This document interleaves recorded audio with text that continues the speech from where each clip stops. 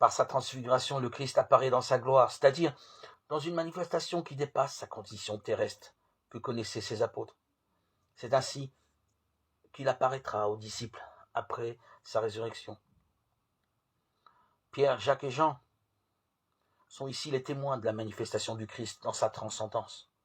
Toutefois, le mystère pascal que Jésus leur annonce en évoquant sa résurrection d'entre les morts restera pour eux une interrogation.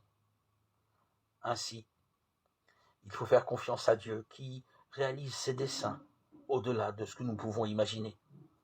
Le psalmiste exprime cette confiance. Nous attendons notre vie du Seigneur. C'était déjà l'attitude d'Abraham qui a quitté son pays et sa parenté sur l'ordre de Dieu. Alors la promesse qu'il a reçue a pu se réaliser.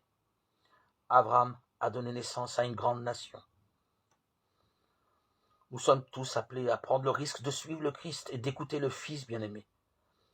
C'est ce qu'a fait l'apôtre Paul en devenant apôtre du Seigneur, apôtre de la nation.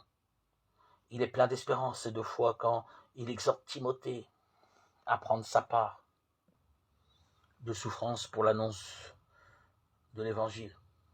Pour lui, la résurrection du Christ, déjà révélée dans la transfiguration, a détruit la mort et nous donne l'assurance que nous sommes sauvés.